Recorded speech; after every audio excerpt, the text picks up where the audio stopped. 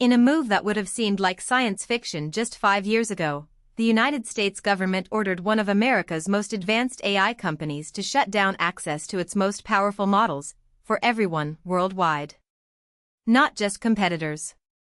Not just adversaries. Everyone. This is the story of how Washington decided to pull the plug on global AI access, and what it means for the future of technology. Let's be clear about what happened. In June 2026, the White House issued a directive to Anthropic, the company behind Claude, requiring them to disable access to their Fable 5 and Mythos 5 models for foreign nationals globally. These aren't small models. Fable and Mythos represent some of the most capable AI systems in the world, built by a company headquartered in San Francisco, backed by American investors, and operating under U.S. law. The fact that the U.S. government used export control authority to reach into a domestic company and force it to block access worldwide is unprecedented. We're talking about a company that was literally designated as a potential national security threat by the same administration that then ordered it to comply. The directive didn't just affect adversaries, it affected researchers, developers, and businesses in allied nations. Anthropic complied within days. The models went dark globally. This didn't happen in a vacuum. The June directive came from a revised executive order on AI that President Trump signed on June 5, 2026. This was actually a narrowed version of an earlier proposal, one that reportedly contained much stricter requirements. The original draft apparently had more sweeping oversight mechanisms that drew pushback from industry. So the White House walked it back, finding a middle ground that still gave them levers to control advanced AI development without completely strangling innovation. The revised order acknowledged something important: AI capabilities genuinely make the nation stronger. That's language straight from the executive branch. But those same capabilities introduce what the order calls new national security considerations that require coordinated action across executive departments and agencies.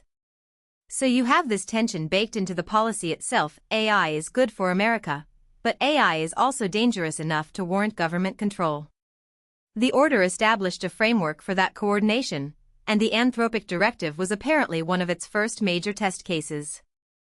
Here's where it gets genuinely complicated. The U.S. government's case for this control isn't crazy. Advanced AI models can be used for things like designing weapons, conducting cyber attacks, or automating the creation of disinformation at scale. When a model is powerful enough, the calculus changes. It's not just about competitive advantage anymore, it's about preventing capabilities from proliferating in ways that could harm national security. The coordination requirement in the executive order exists because, frankly, no single agency has all the expertise to evaluate these risks. You've got the Commerce Department handling export controls, the Pentagon thinking about military applications, CISA worrying about cybersecurity implications, and all of them trying to coordinate with companies that are advancing faster than any regulatory process can move. The government looked at Anthropic's models, determined they posed proliferation risks, and used existing legal authority to act. Whether you agree with that decision or not, the logic isn't arbitrary. They're trying to thread a needle, keep AI development happening in America while preventing the most dangerous capabilities from spreading uncontrolled. And then there's the political layer, which is frankly confusing. On June 20th, Trump told Axios he no longer views Anthropic as a national security threat. Let me repeat that, he said they are not a threat. Yet his administration simultaneously issued the directive that forced Anthropic to disable its models, and Trump specifically said he did not rule out using emergency powers against the company. So which is it? Are they a threat or not? This looks like the administration trying to have it both ways, maintaining pressure on AI companies while also signaling to the industry that they're not out to destroy it. It's a delicate political dance. Trump wants credit for supporting American AI innovation, but also wants to be seen as tough on the national security implications. The problem is that these two goals are increasingly in tension as AI capabilities grow. The Fable and Mythos models being disabled globally? That's a direct consequence of that tension, a concrete action that showed the government's hand even as the rhetoric stayed ambiguous. Stepping back, here's what I think is really happening. This episode reveals that the US government is still improvising its way through AI governance.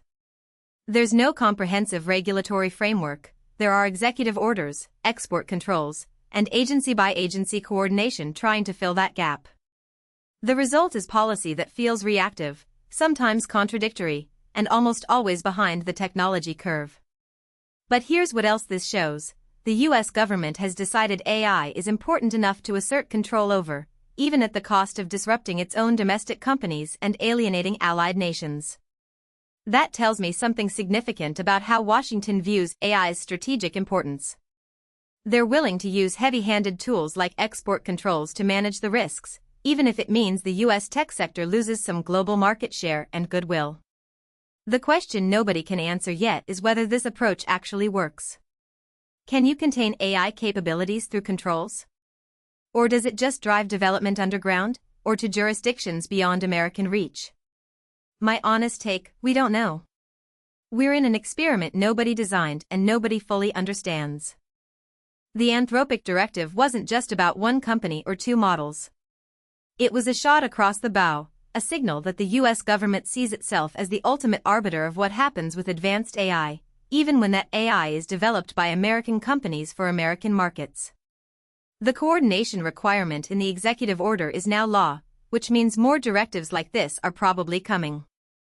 The question isn't whether the government will intervene again, it's whether their interventions will make us safer or just make us slower. History suggests that technology rarely stays contained once it's loose. The most powerful AI capabilities will continue to advance, with or without American government approval. If Washington wants to lead on AI safety, it might need to do more than pull plugs. It might need to build international frameworks, invest in safety research, and actually collaborate with the companies it's currently treating as adversaries. Because right now, the US is trying to be both the world's AI leader and its gatekeeper. Those roles don't always fit together comfortably. And as this saga shows, the seams are starting to show.